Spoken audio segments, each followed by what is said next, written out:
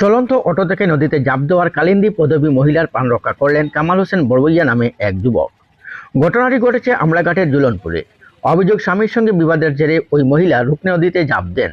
এ ঘটনায় চাঞ্চল্য সৃষ্টি হয়েছে এলাকা জুড়ে।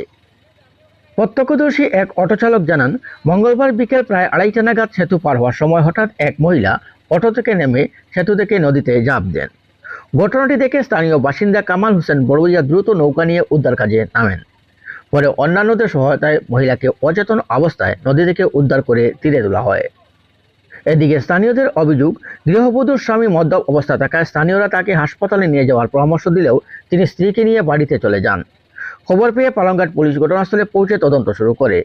হাসপাতালে খোঁজ নিয়ে ওই দম্পতির কোনো সন্ধান না পেয়ে অটো চালকের সূত্র ধরে তাদের পরিচয় নিশ্চিত করা হয়। পুলিশ সূত্রে আরও জানা যায়, দম্পতির বাড়ি পূর্ব দোলাইয়ের আমরাঘাট সেন্ট ক্যাথারিন এলাকায়। ঘটনার কিছুক্ষণ পর গৃহবধূর স্বামী ঘটনাস্থলে এসে স্ত্রীর ফেলে যাওয়া কাপড় চোপড় নিতে গেলে পুলিশ তাকে আটক করে থানায় নিয়ে যায়।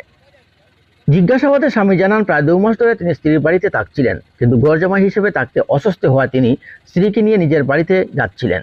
সে সময় স্ত্রী বমি করার কথা বলে গাড়ি থেকে নেমে নদীতে ঝাঁপ দেন বলে দাবি করেন তিনি। পরে পুলিশ তাকে নিয়ে তার বাড়ির উদ্দেশ্যে রওনা দেয়।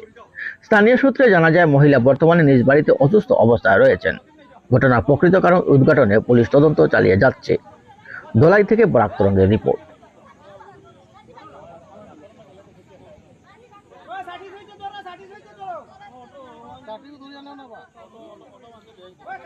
बैठा है तू कितना लगे रोदित में कितना को मॉडल ले ना चलो चलो चलो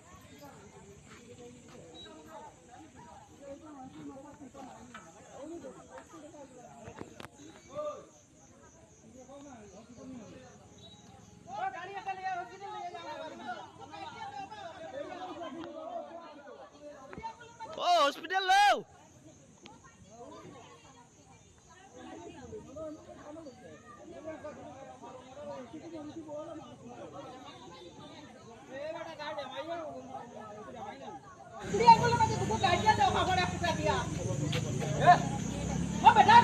बेटा